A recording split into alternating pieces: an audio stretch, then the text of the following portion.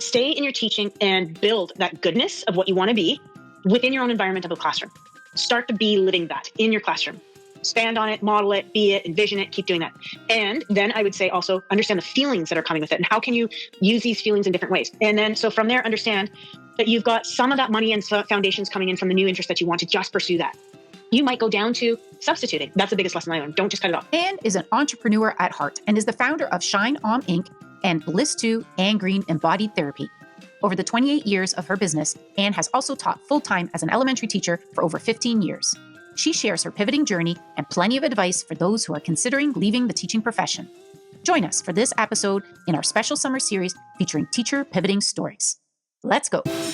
Welcome to 85 After School. I'm your host, Nicole, and this is the podcast about teacher career and retirement planning through real-life stories of those who live it. So it's my great pleasure to welcome Anne. Disclaimer, we did work in the same board together, but at some point, Anne's calling pivoted to a wonderful career where she is now the owner and entrepreneur of running Bliss and Green Yoga Studio. And Anne, thank you so much for taking the time to be with us today. Thanks so much for having me. It's a real honor to be able to talk to colleagues about some of the ways that you can dream and be and make it a functional reality. Yeah, and that's the most important part, right? Because often we live in this, oh, what if, but taking that plunge and making it a reality is more doable than some might think. So I'm glad that you're going to share your wisdom with us today. But let's roll back a little bit. Anne, what led you to decide to become a teacher? A couple of different things. First of all, I believe in information sharing. I believe in sharing knowledge. I believe that information is not intelligence. It's how you use the information that creates wisdom, right? So I really thought it was nice to join a bunch of different things that were supportive. I was working in my own lab doing exercise physiology and neurology, and that's actually my background. My background is vast in other ways, and education kind of came as the last little link. That honestly was my last official university thing to do. So I have a master's in community health. I have a master's in exercise physiology with a specialty in neurologic physiology rehabilitation. And while I was doing this, I was always in the lab. The kids would come from all over the world to be there with their family, and they were doing their homework and stuff like this. So I was constantly helping kids feel better about school, especially when they didn't have a teacher in front of them. So it was really fun that way. And it was a period of time, because I'm older, I'm an elder, and it was a period of time when there was great change in the education system, and it afforded some spaciousness for me to be able to have a really beautiful salary to support also the extra, what was then side work that I do in therapeutic undertaking, overlooking, understanding. So I was really starting in neuroplasticity, and neuroplasticity is still only getting to be known to the general public. I was doing it way back in the 1990s when it was like not even known. Super cool stuff, but really difficult and expensive to have a lab. So education was because I love it. I love teaching. I love children of all ages. That includes like 70-year-olds and up, 70-year-olds and under. And so it was a natural progression of just sharing time and spending time while being able to pay off my student loan debts. We all have bills to pay, but I love that journey. Yeah. I liked teaching. I always liked teaching. I was the kind of kid that would go down at the end of our road. We had this awesome, amazing bit of nature, connection to nature before the lake. I grew up in Northern Ontario. So there's lakes everywhere. There's creeks everywhere. There's just a beautiful natural playground everywhere. And nature is my nature. And in that, I would often like create short stories by the side of a river. And, you always played teacher and stuff like that. And I was a great student and I was a quiet teacher. And it just came naturally to help others. I like coaching and really education is about coaching. It's never supposed to be about yourself. So that's, I think, how it came to be. I love that background that you brought to the teaching profession, because as you said, you got into neuroplasticity long before it's now a little bit of a buzzword and people are still not understanding it correctly, but think they're doing it correctly. For you to be able to bring that into the classroom, it was like a lab day for you practically every day, I would assume, trying to... Well said. Yeah, I really did my teaching very differently. That's one of the reasons why I'm not there anymore, is because too many people couldn't comprehend and understand that I do things differently. It was never the kids, it was never the parents, it was never the administration generally, but it was definitely some collegial things, and it was definitely some policy things that I teach differently. And kids learn in a variety of different ways. Everybody learns in different varieties of ways. And I think we get really good at feeling uncomfortable about some of our learning patterns and taxonomies, and the combinations of them are priceless. And we can't ever do one thing one way. It just can't be done that way. And the classroom, although I described it a little bit as a lab, is constraining to that. You bring in nature, and nature's such a great teacher on its own. The observations, the smells, using all your senses immersed in it. It brings the seasons. And peace. There's no better way of understanding your emotional behavioral self, which means regulation and dysregulation and harmonization of your nervous system, is basically what I am. I'm a brain coach, and I help to harmonize your nervous system so that, because your mindset's not going to take over when you're in the middle of a trauma. But what you have practiced takes over in the middle of trauma. That's exactly why we do things like first aid. You have to certify every year. It's not because you actually don't remember. You have to do it to remember and remember and remember. So I call it the remember to remember policy.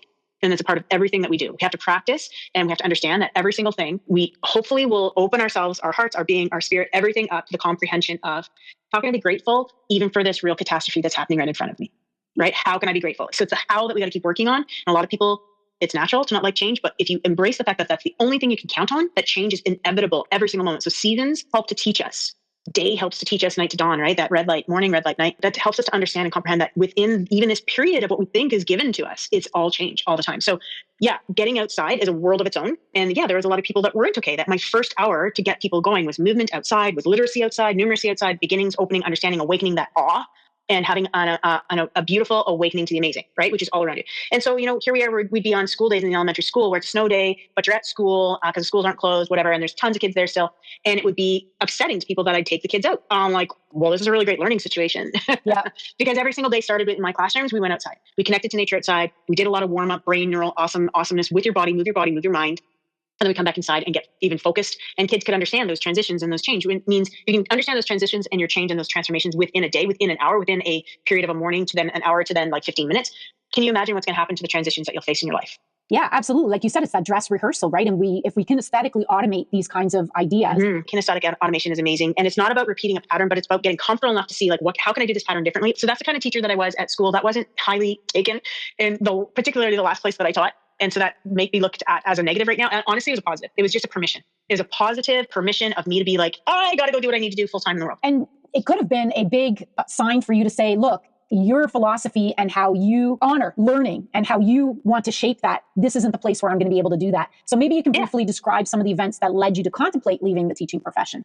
Oh, okay. So with grace and honor and complete respect, it was just that exactly what you said. I had so many nuances and instances of people's behavior around me that I couldn't make sense of. If I'm doing something wrong, tell me I'm doing something wrong. And if I feel that it's incorrect, then I'll change it. Otherwise, I'll just have a conversation about like, I'm not understanding how this, I understand in your eyes that you see this is not the way you would do it. May explain why I'm doing it this way. And so they have conversations and you're transparent and you're welcoming and you're holding and you're having that opportunity. It wasn't happening anymore. It was a feeling of being isolated, closed out, not belonging. I literally was feeling I was being punished for doing good. Right. Hearing that there's some kind of like, there's an issue here. Okay.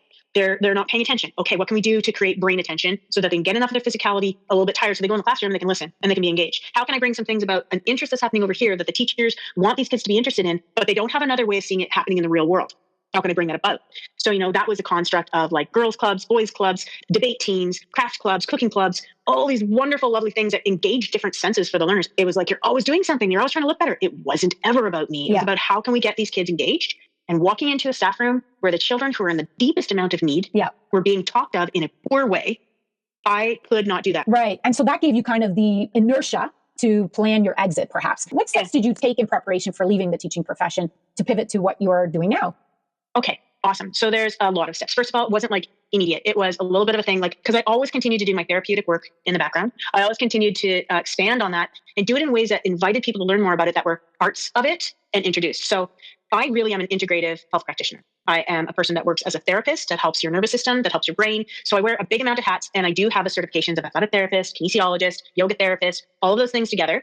But essentially, I am in the States, I would be a doctor of behavioral science. Here in Canada, I can hold the title of exercise physiologist with a specialty in neurologic rehab. So it means I can do a lot for all the different systems, because one system affected, all systems affected, which you really see in education. If there's reading ineptness, you're going to see some components of problem solving in math, right? Like the literacy of both math and reading hand in hand, numeracy and literacy hand in hand. And that reflects on other attainabilities of other concepts, especially physicality too. So how I did this was I was always doing privately or in the world at different workshops, different conferences. I was always actively participant in a thing that people thought, Anne's the yoga teacher. Like that's the last thing that I am actually. But I love holding space for a class of people because you can fit a whole bunch of people in one room and get out an idea for someone to explore. And right there, the pure scientist that I am, and every yoga mat's a science lab. And I'm like, oh, wow. Inside, I'm just like, so every time I give a class, I am like, all the neurons in me are just going, boom, because I didn't see that. I didn't expect this. This is amazing. That's what I saw. I expected this pattern. So I had that going on in the outside. I was doing strength development. I was doing periodization. I was working with high performance athletes the whole time outside of me doing what I did. Because remember, I came to education because I realized I was helping kids along the way of the path I felt I was meant to do, but the lab was really expensive. So the whole time that I had started teaching, it was such harmonious timing that there was such a change in the timing of education, and I finished my Bachelor of Education. Right. So I can count on this, and I can do all these great things. I can be around young minds. I can stay fresh and young, and that's going to help me also see other things. I always had in the background conferences, a little bit of classes, and definitely like working with teams like Raptors, and I worked with the Blue Jays through the World Series, all those kind of things. Like I had all of that kind of in my back pocket, still doing that on the side of being a teacher. And I mean, it's true. The true entrepreneur, you can totally tell I'm a true entrepreneur. It's like, you get what, 2.5 months off? Nobody gets 2.5 months off. That's crazy. So in those 2.5 months off, that's when the planning for the year would happen, that I'd like, okay, I can do this and this, or I can have these vested periods of time where I can help other people become a yoga teacher educator if they want. So I was certifying in yoga teacher education from a very long time ago. So it was easy to have that background. So for me, something that I had a strong passion, belief, and desire to want to be actually what led my life, realizing the pathway of other things is very good, keeping me fresh, keeping me on my brain path of educating. It lit me up that I could stay as a teacher and do some of this other stuff. And then I had a child, which was totally unexpected. I was not expected ever to be able to have children. So it did change some of those things and did make me realize the best teacher I ever have to be is this opportunity of being a great mom. Right. And I embrace all of this. This was so amazing. And I worried much less about everything else, to the point where then one particular incident, because the whole question here was what got me out of teaching and what did I do to get that pathway to do the final out? Right. Well, the final out was, again, kind of like a little bit of a literal kick in the pants by other people's behavior. Yeah. That I just went, no, I don't tolerate this at all. There's nothing in my core value that could stand by and watch this, take this, I'm done. So there literally was one instant, some of the treatment was really inappropriate. And I just thank all those people that were pure assholes and how their behavior was, because that literally was the like, I am so done. There's not an ounce of me that will do this ever again. And it was the push that was like, yeah, you were great out of this. And so then it was like the talk with my partner. And I said, like, I'm not going to be a good mom. And the only thing I really need to be is a good mom. And so do you believe in me that I want to do this full time and I can transition right away? So with my baby at 2 months of age, I had started taking on a lot more classes, but it was mom and baby and stuff and everything, which was really great. And then by the time, because I tried, so when my child was about 6.5, that was when the incident happened. And he was a person that went to the school that I was teaching at. Oh. So it was very difficult on him. Yeah. And I just decided then and there, That's it. Yeah. that's it. I actually walked into my vice principal's office and I said, I'm letting you know that when I walk out these doors, I will not ever be walking back in. I will not be here for the remainder of my time. This kind of behavior cannot go on here. There's a real cultural issue here, Right. and you need to address it, and it's not mine. Yeah. And this is not a safe place for me to be. Yeah. I'm leaving. And I left, and literally within the week, I had opened up my own business. What an incredible story, because the integrity you speak of, there's many individuals that are perhaps walking into a same poisonous environment that is hurting Yeah, them. and I apologize for interrupting, but I think it's really important. I don't want to sit here and be a person that's looked at as like, I'm slagging. I am simply telling my truthful experience. I'm not slagging the staff room. I'm not slagging the teachers in general. I'm being very specific to one particular incident at one particular place that happened to me, that for me, that was my enough. Absolutely. That was the push that got you going into a different direction. And maybe you can describe some of the work that you're doing now with Bliss. That'd be great. Yeah. So it's actually BLiSSful Embodied Therapy, because everyone still remembers me as Anne Green Yoga. I actually go by my legal name that has never changed ever. It was just way easier to use the name Green. So that was my married name, but I go by Anne Martinello. That's my actual name. So the work I do at BLiSSful Embodied Therapy is basically integrative work that helps people understand through energetic shift. That's feelings from emotional experience and understanding how to comprehend that. So it's regulating your nervous system. It's not saying that everybody's nervous system is dysregulated. It's saying that there's opportunity to optimize the power of your brain, which is going to also optimize the whole power of your nervous system, which is going to make your whole health a little bit more functional and viable. So there's many things that I do. So there's lymph assessments, muscle assessments. I do IV micronutrient therapy. I also coach people. So, and I caution that because there's so many people that use the word coach, but I really truly am there to help people see something and let them do it. And then come back to that way of like, okay, so let's go over how this experience went. My specialty is working with concussion, not only from personal experience, but from the construct of a clinician. So that's my background. Remember, neurologic exercise physiology is my background. I use many different sciences, including yoga therapy, Ayurveda, different philosophies, and definitely all the construct of kinesiology, athletic therapy, and exercise physiology being the number one. So it's just a nice umbrella. I put myself as a yoga therapist because that covers all the things. Within my practice, I can do, and I do work in osteopathy, but I'm not a doctor of osteopathy. Yoga teacher education, and I call it an education because it's more than a training. I do a ton of that as well. And I still actually teach. I teach at university. So I'm in the university section and the Bachelor of Science of Nursing in the past 3-4 years, being able to teach in that field with all the things that are transpiring. It's been a really great experience, and I love doing it. So everything that I do is a hand in teaching the whole time. I know that that's one of my vocations in life, but my main purpose in life is to help others. It's that simple. It really is that simple. I think it's amazing, Anne, that you exemplify the lifelong learner, which is always being tutored in the K-12 education system. Mm-hmm. And with all your specialties and credentials and being able to help a spectrum of individuals, your passion is really to help and to teach. I wonder, what is the greatest reward having pivoted away from that K-12 elementary school teacher to what you're doing now? Because you still get to teach, but you're doing it as an entrepreneur. Freedom, right? I have a lot more capacity of freedom. So freedom, that is so expansive as well in that word. So with that, I mean the sense of liberation, that sense of knowing like your deep core values are being adhered to, knowing that I get to choose things. I get to say no, and it's a complete answer. I get to say yes to things that I might never have been able to have an opportunity to if I was stuck in behind a door at that. So it just feels more freeing. It feels like I'm being more of who I am. I constantly get to learn about that, which is really cool. I think this is the beauty in everything that you're saying, Anne. You have really great understanding of the art and the science. You have all the science. You have that lab. I can visualize you with a lab coat on, trying to, observe and get the information, just primary information based on the individual. But then there's this art factor to it, the emotion, the putting yourself in another person's shoes, having space for them to own their feelings, not projecting feelings on them, etc. Really makes me wonder. You had that incident. That was it. You were going to walk out. You started your own business. Actually, you were doing side hustles before they even termed the word side hustle, I would say. Yeah, absolutely. I just knew that I couldn't take my hand out of the things that made me feel so loving. And it's a little selfish, but helping other people really helps yourself.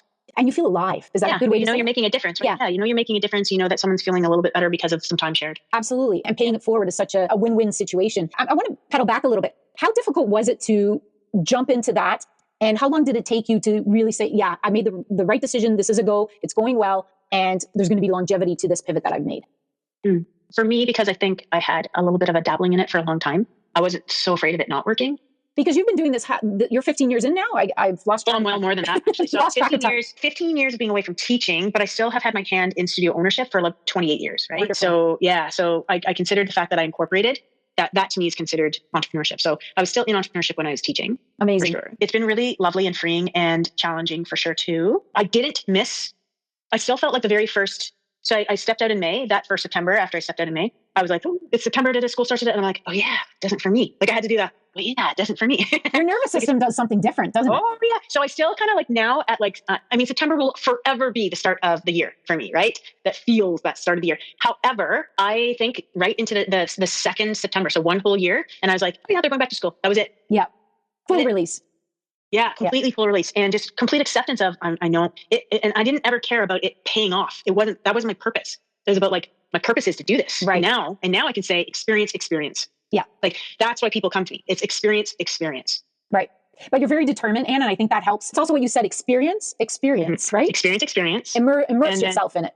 Yeah. When you know your gift is the calling of to help others, your curiosity in the science of why is this working this way? I need to have proof. I need to test it. I need to see a pattern to identify it. But then the art of being able to connect with people, draw them in for the humanity that you have, right? I think that's your gift, Anne. Yeah, it was a real authentic intuition. Yeah. Honestly, this is highly intuitive. Yeah. Highly intuitive. And I do find I'm finding ways to try to capture what I see and think and feel and experience and have known forever. The stuff I'm only being able to express now in what I was starting to learn as a very, I say 25-year-old is young mind in neuro understanding and neuroplasticity. Like it's taken this long to be able to go like, okay, just do it like this because this is how it works. I wonder, Anne, what advice do you have for teachers who are seriously contemplating leaving the profession and stepping into an entrepreneurial endeavor such as what you've undertaken?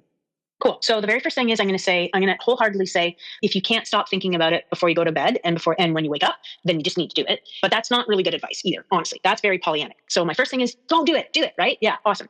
However, you need to have a plan and a pathway to do that. So part of my high performance habits that I do, this is exactly what I'm doing all the time. I'm just helping people transitioning from things. So secondly, this is the worst out of it. But you need someone like me in your life that you trust, that you can help pull out the understanding of the pros, the cons, the amazing redirection that is viable. So viable redirection, which means resiliency needs to be built not on one niche.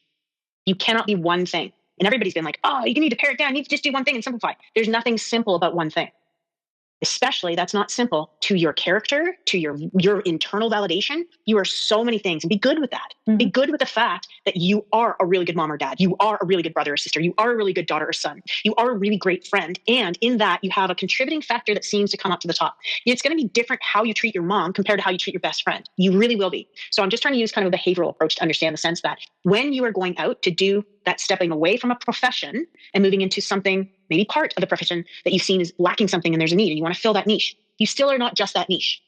That's really important that you're multifaceted, that there's more than one thing coming in at a time, that you're seeing how this is a simple thing can have complex ways of being in the world. And your example would be how you are, people want to call you the yoga teacher, but you have so many deeper levels of... Yeah, sure. Go ahead. Call me a yoga teacher. No problem. When you come to my yoga class, you'll understand why I'm not a yoga teacher. And that's what you're talking about. You have to have all types of different levels. Different things. You have to understand that within the interest that you want to go pursue, there's more than one part of it. Right. Make sure you get really good at one part of it, but understand, don't let the streams of the other things come to help support it. Don't let them out of your vision. Yes. So that means you have to plan, you have to vision, you have to see, okay, this couple of things, I'm going to do this really, really well, but I'm going to keep trying to hone some of these skills that help this, but then they can be little subdivisions of helping this. Grow and learn. So It's the umbrella effect. Yeah. You have a peak point to the umbrella that's important, but they're all this lateral horizontal thinking you have to embrace. And then it has to be 3-dimensional as well. So don't just put your bucket filled with one item and more of the same one item. Don't do that. And I think a lot of people are going, what's she talking about? You're supposed to niche. You're supposed to do, yeah. It's going to kill you. Great advice. You've honed this experience for 28 years and knowing that you had to branch out, new learnings happen,